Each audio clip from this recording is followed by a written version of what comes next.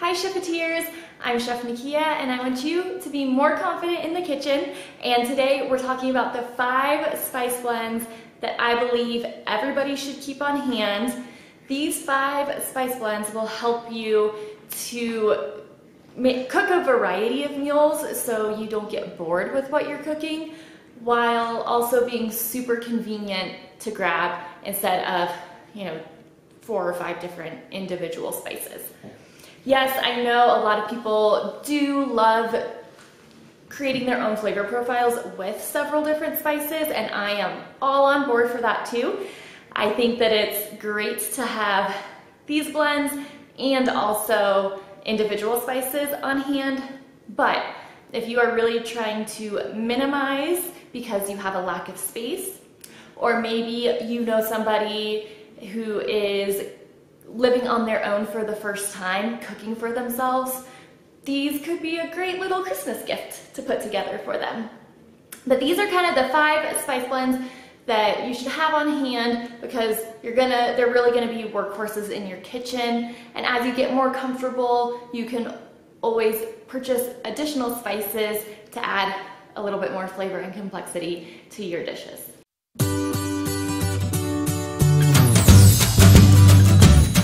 With these 5 spice blends, no matter what protein you're cooking, you'll have dynamic, complex flavor to add into your dish. All right, so number 1, we're gonna start with, this is Montreal steak. Now, the brand and specific blend isn't as important. What I really love about this is how garlicky it is. So it's very garlicky and very peppery. There's some salt, onion, and paprika. And so what I really like about this type of spice blend is it builds a really good base of flavor with the onion and the garlic, and it's so versatile. Yes, as the name would suggest, it's great on steak, but it's also great on chicken and salmon. I do love using this to sprinkle on my veggies, like especially cruciferous veggies like Brussels sprouts and broccoli, asparagus. I think that those vegetables do great with this type of flavor on top also. And you could even use it on garlic bread or garlic toast. Next we have za'atar seasoning, and the bulk of za'atar is sumac. So the most poignant flavor is sumac. However, this blend also has herbs like oregano, thyme, marjoram, sometimes cumin or coriander, and sesame seeds. This spice is rich and earthy, a little tangy, and with just a touch of salt. My favorite protein to use this on is lamb. It's also delicious on chicken, again, of course, and salmon. If you want to impart a Middle Eastern inspired flavor profile to your dish, za'atar is a great one to use. And you can even season your rice with it. Next we have lemon pepper. So lemon pepper will have either lemon zest specifically, or it might have lemon oil along with some citric acid. But along with that, you're gonna have black pepper, maybe even white pepper in there, salt, garlic, maybe celery seed, and this creates a good base of flavor while also having some of that citrusy, little bit more tangy flavor also. Of course, it's delicious on chicken, white fish, pasta, also vegetables that you're going to pair with pasta, especially snap peas, radishes, carrots. A lot of root vegetable type flavors go, I think, well with the lemon pepper. Next we have a fajita seasoning or a taco seasoning, and fajita seasoning and taco seasoning are not necessarily the same, but if you choose one or the other, then you can use them interchangeably as long as you like the flavor profile of the style that you choose. Taco seasoning or fajita seasoning will be a blend of coriander, of course garlic and onion. Almost all great spice blends start with a base of garlic, onion, and salt. Coriander, we've got oregano in there for herb, and then you've got a lot of earthy, slightly spicy herbs also. So you could do sweet paprika or smoked paprika. There's cayenne, chili powder, cumin. So some versions can be spicier than others, and Taco or fajita seasoning is going to be earthy with some subtle spiciness, but it's really a very warm flavor profile. So even if it's not very spicy, you still like get this warmth, or at least I do. It feels like I'm getting a great big hug by my food whenever I use fajita seasoning. And it's delicious on beef, pork, chicken, if you're doing like fish tacos, on fajita veggies. A lot of Mexican, Latin American inspired dishes can use sometimes a little, sometimes a lot of the seasoning to bump up the flavor. Also like Tex-Mex style cooking. Oh, and here's a really fun one too, is even if you're just making yourself like basic nachos at home, put your tortilla chips on a plate, and then you can sprinkle a little bit of this right on top of the chips before adding all of your toppings on, and you will feel like you're having the most bougie nachos out there. And lastly, I think this one might be slightly controversial. I think that Old Bay is the 5th spice blend that you can really use for a lot of different dishes, and it'll round out the styles of cooking that you're able to really embrace with my other 4 favorite spice blends.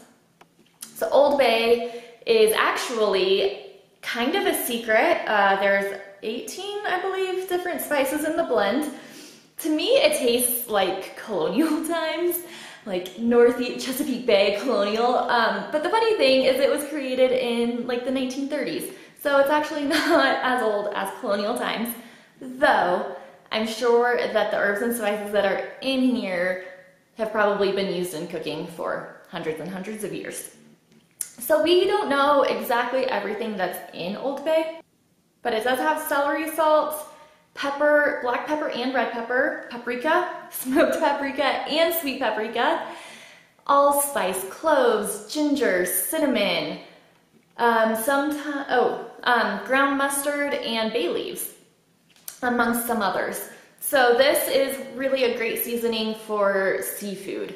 I personally am allergic to shellfish, but I know that this is great on a lot of different shellfish dishes. So clam chowder, crab cakes, like lobster boils, maybe like a jambalaya or a gumbo. I also really enjoy using it on any type of white fish, chicken, potatoes. So whether it's like French fries and you sprinkle it on top, or maybe on some smashed roasted potatoes. Also sprinkled on corn on the cob or in meat marinades. Note that Old Bay and Cajun seasoning are not the same. So they do have some similarities between them. So if you want to opt for a Cajun seasoning instead of Old Bay, that could be an option. Just keep in mind that Old Bay is a consistent recipe. It is what it is. Cajun seasoning, different companies can create whatever blend of spices they want for that Cajun seasoning. So you could purchase a Cajun seasoning from a few different brands, a few different stores, and they're probably all going to be slightly different. So nothing wrong with that, but just keep that in mind that you may find a favorite Cajun seasoning, whereas Old Bay is just going to be Old Bay. All right, so that's my 5 recommended. We've got Montreal steak or some kind of blend that's very garlic and pepper focused. We've got za'atar, so a Middle Eastern inspired seasoning blend with sumac and coriander and sesame. Lemon pepper, so a little bit tangier. You've got some of the citrus and also a good pepper, garlic, onion base. Taco or fajita seasoning, so something with those warm, maybe even spicy spices. And then Old Bay, so something that is great to pair with seafood. And now I'm gonna give you 3 bonus spice blends that if you say, all right, I've got all those 5 and I feel very confident using them, but I want some more. I don't wanna maybe purchase individual spices, but I do want 3 more spice blends that can elevate my cooking a bit. So the first 2 are fairly similar, but they're a little different. So we've got an Italian herb blend, and then like a Tuscan spice blend. You may see like Italian street fare or anything that invokes like Italy, Italian countryside, Tuscany, whatever it may be. So the Italian herb blend I like because there is no additional salt in here. So if I already have plenty of salt in my dish, I can add good herbaceous flavor without worrying about over salting anything. The Italian herb blends will usually have a variety, like mixture of parsley, oregano, marjoram, sage, rosemary, and thyme. And I tend to use this a lot in sauces, especially like pasta sauces, pizza sauce, those kinds of things.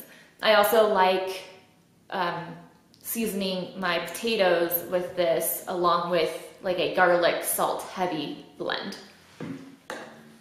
And then the Tuscan blend, it has some of the same herbs as the Italian herb blend, but in addition to that, you'll see different variations, but you might see some sweet or smoked paprika, some tomato, red pepper and green pepper, sweet onion, and then this one will have salt in it usually. So the Italian herbs on themselves, I would not recommend doing that. I would not recommend using this only by itself. You're gonna want salt in your dish somewhere. This one can take care of the salt and the herb flavor, and then you get that extra, like I was talking about, with the base, with the onion and the red and green pepper. So another good one to use for Italian cooking, pastas, risottos, slow roasted beef, chicken. It's a good one. And then the third bonus blend would be like a seasoned salt. And I like seasoned salt to an extent.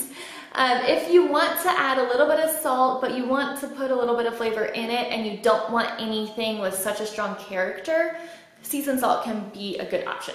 So I do like it for an easy, you don't have to think too hard about what flavor you're imparting because it's mostly salty and then there's just a little bit of subtle other flavors there.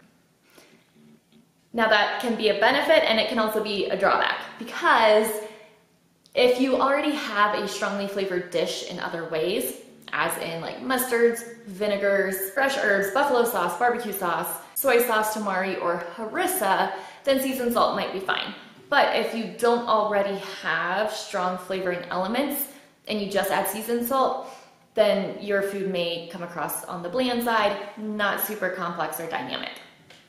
So seasoned salt can be a good one to have on hand, but kind of like the Italian herb blend, try not to use it completely by itself. When you're using these, think about what other strong flavors am I accentuating in the dish. And I'm not done yet. I've got one other bonus spice that is really focused on baking type recipes. And it's so far away. All right, so pumpkin pie spice. And you may be thinking, I'm not basic, I'm not gonna do pumpkin spice lattes and stuff like that for every single dessert. I get it, totally get it. Pumpkin pie spice is delicious in pumpkin pies. It's great in a lot of like fall apple recipes, like apple dumplings or an apple cider, anything like that. But the spice blend for pumpkin pie spice uses a lot of delicious baking spices that can help add flavor to your baked goods, even if it's not like a snickerdoodle or a pumpkin spice cookie. So your typical pumpkin pie spice, cinnamon, nutmeg, allspice, cloves, ginger, optional salt, and optional sugar. A lot of times the pie spice itself won't have the sugar in it. If you are making it at home for yourself, you could add some sugar in if you know that you will most of the time be wanting to use it in sweet elements. And really the sugar just gives the blend a type of medium to coat because most of these other spices in the blend are powders and they can clump together. And so the sugar in there helps keep things loose. Similarly, in a savory type spice blend, the salt in there, the granular salts, will help keep things loose and prevent any of the powders from like clumping together. Fun fact. So how do we use pumpkin pie spice without making everything taste the same? and like fall, just straight up fall. It's all in the amount that you use. So for a pumpkin pie, let's just pretend we're only making one pie. You might use like 2 teaspoons of pumpkin pie spice. If you're gonna make a batch of creme brulee that's about like the same quantity, let's just pretend, you're gonna use less than 1/4 teaspoon.